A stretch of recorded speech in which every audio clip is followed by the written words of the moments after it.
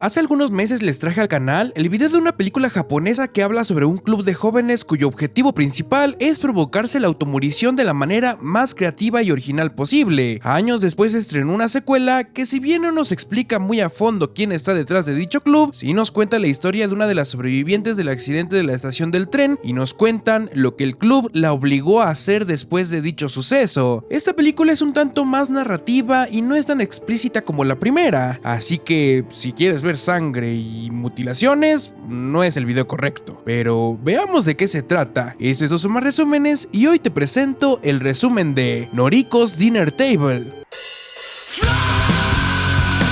Aquí nos explican todo el tema del club de la automorición, ya que esto ocurre antes, durante y después del incidente de la estación del tren en donde pierden la vida 54 estudiantes de secundaria. Vemos que una chica de nombre Noriko se une a dicha organización en busca de una nueva vida, pero el grupo no es lo que parece. Las muertes autoinfligidas solo es una pequeña parte de lo que esta gente hace. El objetivo principal es que sus miembros, que no son pocos, pierdan todo de sí mismas. Vemos cómo Noriko llega a Tokio, menciona que tiene 17 años y considera que aún está muy joven, es víspera de Navidad y nota que la mayoría en la capital está mejor vestida que ella. Seguidamente nos cuenta un poco sobre su vida. Hasta hace poco vivía con sus padres, pero su padre en específico no quería que fuera a la Universidad de Tokio. Él dice que los varones ahí no son muy buenos aparentemente, porque cuando sus dos sobrinas y primas fueron a estudiar, quedaron embarazadas. Sin embargo, Noriko quiere ir porque está segura de que ahí podrá hacer amigos y encontrar algún novio.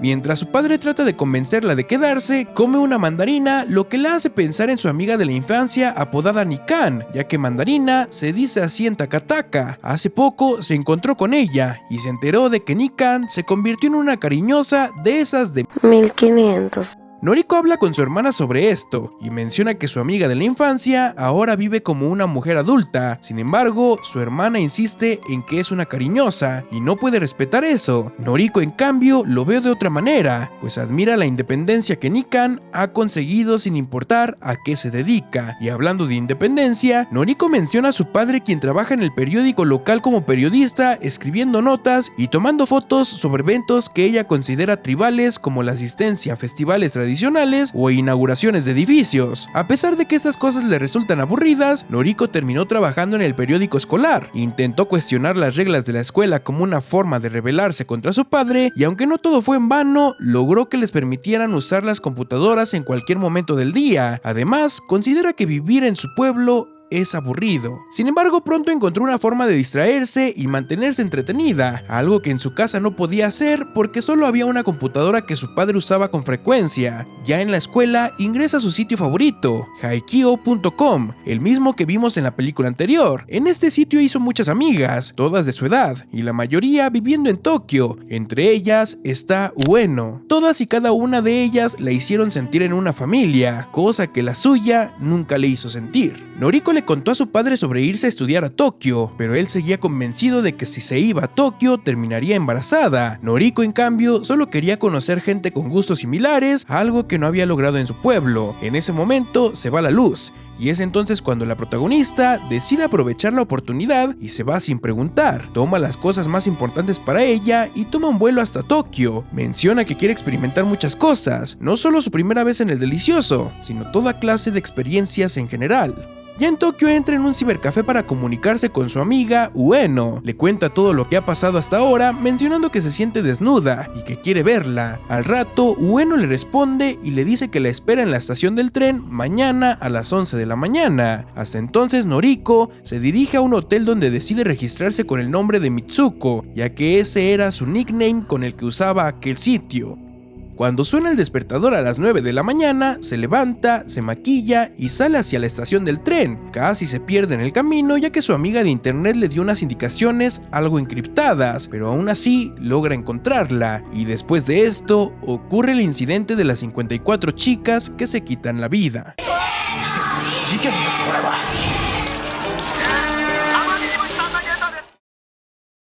Luego de esto nos centramos en Yuka, la hermana de Noriko, quien nos habla de sí misma. Menciona que le gustaría ser como la mayoría, pero siente que hay algo en ella que la hace diferente. En medio de estos pensamientos, habla sobre su hermana con un compañero de clase. Le menciona el incidente de las 54 chicas que saltaron al tren y comenta que es posible que su hermana estuviera ahí. Sin embargo, es complicado saberlo con certeza ya que los pedazos son difíciles de identificar. Su amigo, en un intento de aligerar el ambiente, bromea diciendo que seguramente su hermana sigue viva y que tal vez está con un chico. Yuka se ríe, pero en el fondo siente que eso que dice es verdad. Algo en su interior le dice que su hermana mayor sigue viva en alguna parte de Tokio.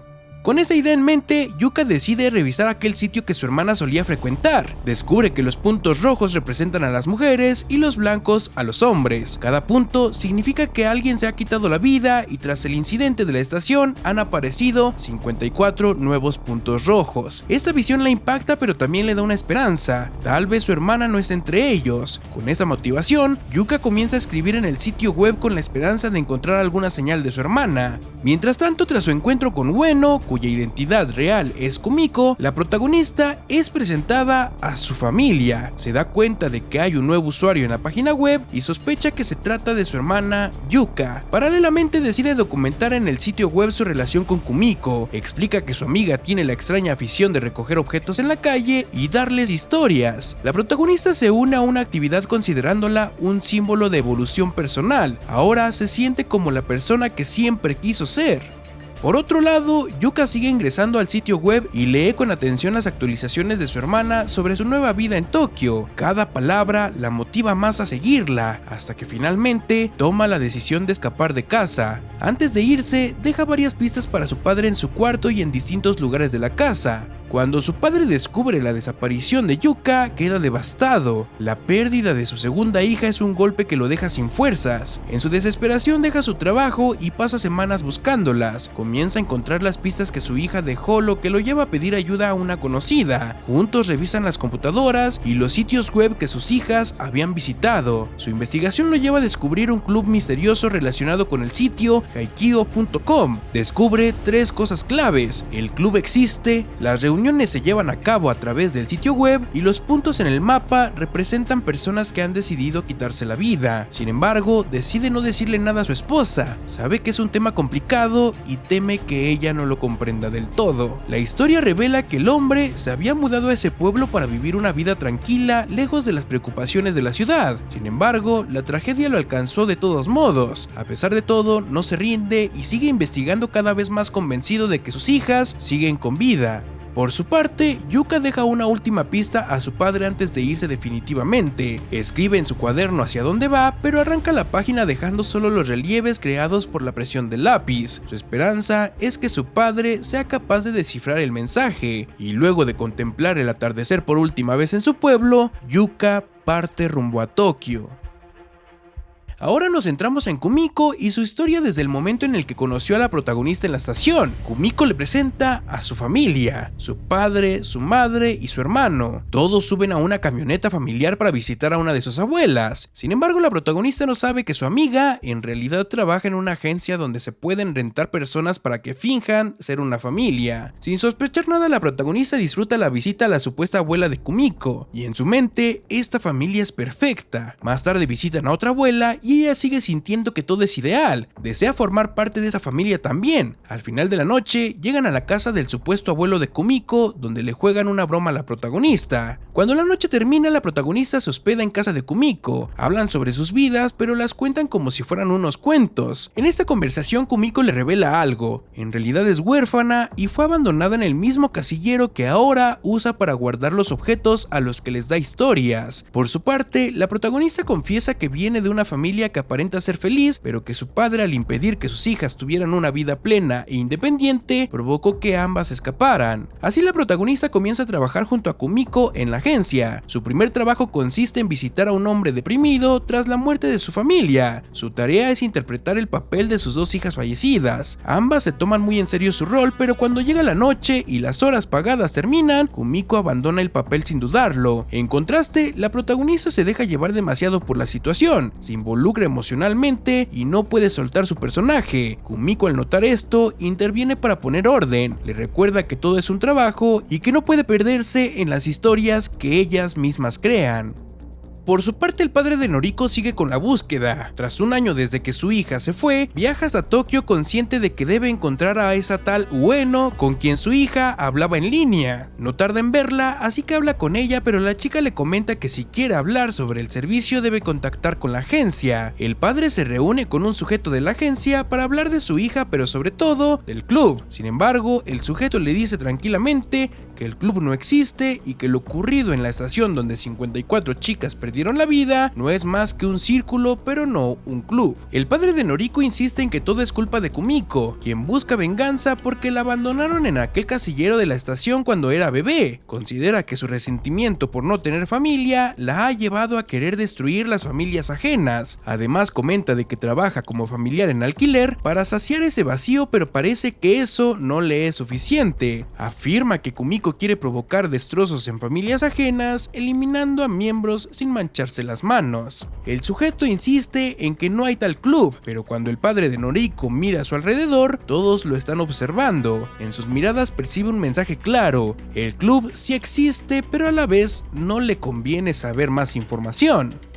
El sujeto le dice que la mayoría de las personas viven sin sentimiento, con un vacío, y que la respuesta a eso es aceptar el papel que cada uno recibe y enfrentar la tristeza y la desolación. Naturalmente, el padre de Noriko no entiende a qué se refiere, lo único que quiere es encontrar a sus hijas. Con esta idea fija en su mente sigue viajando por todo Tokio, llorando en las calles a altas horas de la noche al no encontrar más pistas. Su desesperación le provoca pesadillas en las que ve a sus hijas y a otras jóvenes atrapadas en vidrierías, como si su subconsciente temiera que ahora ellas están fuera de su alcance, formando parte de un nuevo círculo familiar. También se llena de arrepentimiento por no haberlas entendido antes de que todo esto ocurriera. Adentrándonos en la mente del padre, descubrimos que lejos de salir a buscar a sus hijas cuando desaparecieron, siguió trabajando como si nada. Esto ocurrió tanto con Noriko como con Yuka, y cuando la investigación inició, las cosas ya habían empeorado al punto que su esposa tuvo un colapso emocional, ya que no pudo soportar la angustia y terminó quitándose la vida. El padre de Noriko encuentra las notas de Yuka. En ellas, su hija escribe una historia que le estremece el corazón. Descubre que Yuka sabía que él solo pensaría en ellas como algo que nunca logró comprender. También menciona que le hubiera gustado que su padre hubiera dejado el trabajo para ir a buscarlas. Sin embargo, eso no ocurrió hasta mucho después. La explicación es clara: el padre de Noriko siempre puso su vida profesional por encima de la personal. Su trabajo lo llenaba, pero sobre todo su vida en aquel pueblo tranquilo rodeado de la naturaleza lo hacía sentir satisfecho. Siempre vio su labor como periodista y fotógrafo como algo noble, pues se dedicaba a retratar la paz y armonía de un pueblo que a sus ojos era perfecto. Sin embargo, ni él ni su esposa se dieron cuenta de que sus dos hijas no estaban satisfechas ni felices, y mucho menos eran escuchadas. Cuando el padre finalmente comprende esto, estalla en ira, destruye la habitación, rompe las notas, los muebles y finalmente se derrumba en llanto consumido por la impotencia. Mientras sigue reflexionando, recuerda la muerte de su esposa. Poco a poco ella fue perdiendo la cordura hasta obsesionarse con arreglar un cuadro de la casa. Lloró incontables veces hasta que la angustia pudo con ella, e incapaz de soportar la situación, terminó quitándose la vida. De regreso al presente, el padre de Noriko se encuentra en un departamento esperando a alguien. Cuando esta persona llega rápidamente, le explica lo que debe hacer. Se trata de un colega que vive en Tokio. Le cuenta toda la historia de sus hijas y las tragedias que lo han acompañado en el último tiempo. Le revela que sus hijas trabajan con una tal Kumiko en una agencia que renta familias. El plan es simple: el colega del padre de Noriko debe fingir querer una esposa y dos hijas, donde vendrán Kumiko y sus dos hijas. Con todo explicado, el padre se retira del departamento y espera que su aliado haga un buen trabajo para resolver este asunto. El sujeto se reúne con Kumiko y le explica lo que desea. Al mirar el catálogo, elige a las dos hermanas para que interpreten a su hija y a Kumiko para que sea su esposa. Un tiempo después, Yuka y Kumiko hablan sobre esto. Se nota que la protagonista ha llevado a un punto su papel en el que ha perdido completamente su identidad. No se mueve a menos de que tenga que interpretar un rol, algo que su hermana menor admira y desea alcanzar.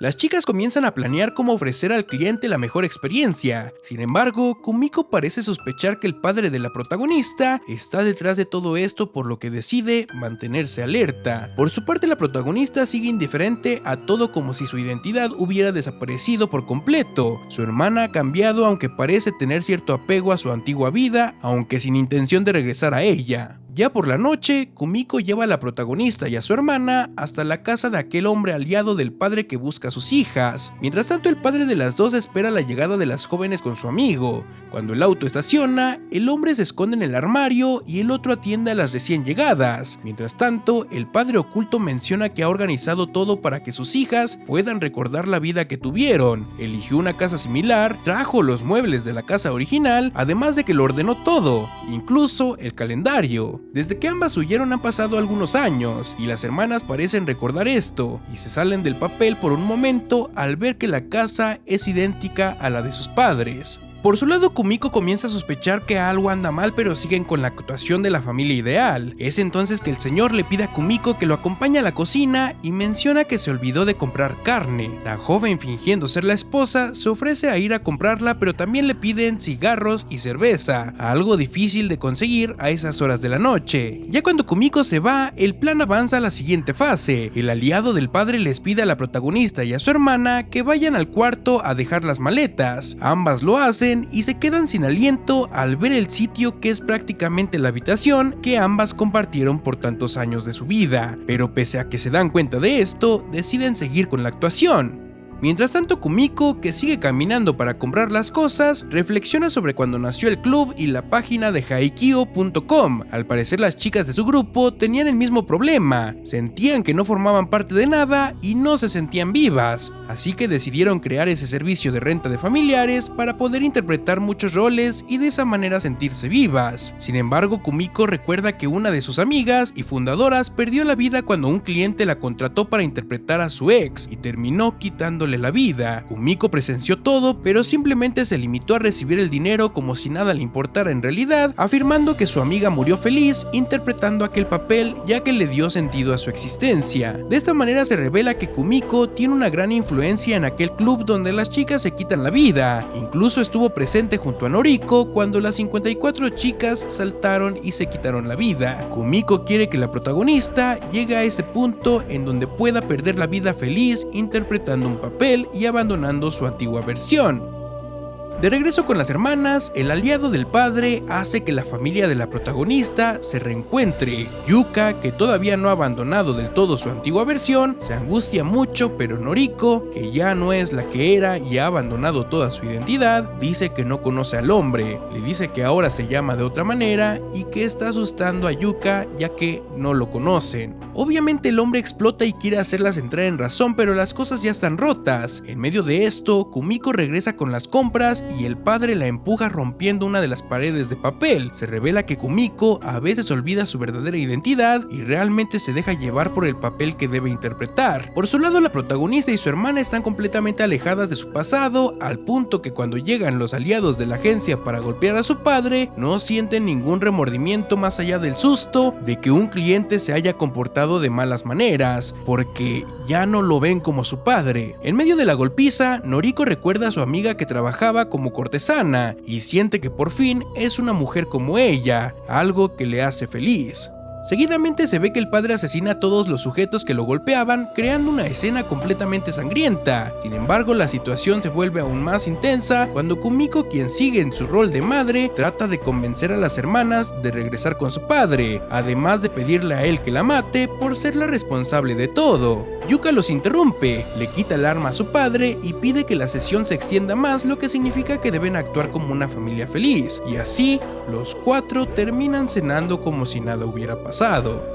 Mientras tanto, el padre recuerda la charla que tuvo con aquel tipo en la cafetería, donde le contaron que no existe un club donde las chicas se quitan la vida. Le explicaron que en todo caso el mundo lo sería, ya que muchas personas atentan contra su vida, pero en el caso de Haikyuu.com, quienes mueren lo hacen porque es el rol que les corresponde, aunque la mayoría no tiene ese destino. De regreso a la cena se ve que todos actúan como una familia real, incluso después de las horas pactadas. En ese tiempo, la protagonista y su hermana hablan sinceramente con su su padre y le cuentan que siempre ha sido egoísta y ha pensado solo en sí mismo. El hombre escucha esto y les dice que quiere empezar de nuevo, las abraza y ellas le corresponden. Kumiko observa esto con una sonrisa y se queda tomando té con el padre mientras las dos hermanas se bañan y les desean buenas noches. En medio de la madrugada, Yuka decide irse, se despide cariñosamente de su padre y hermana afirmando que quiere seguir el camino de Noriko ya que ahora la entiende, y así, llevándose su abrigo y los zapatos de su padre, se aleja. Al parecer,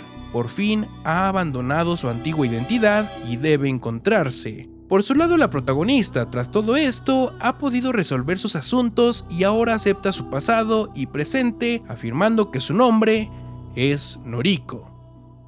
Y fin.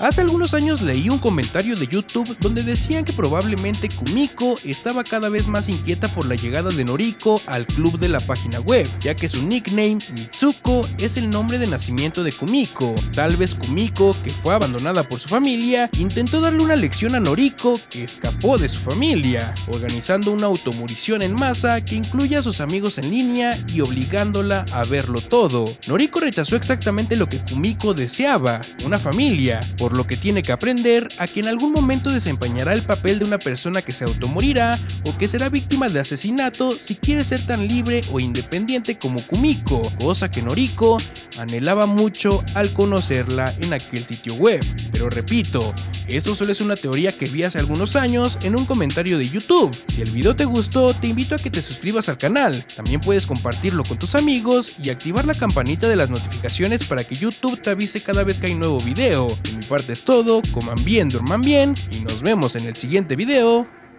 Adiós.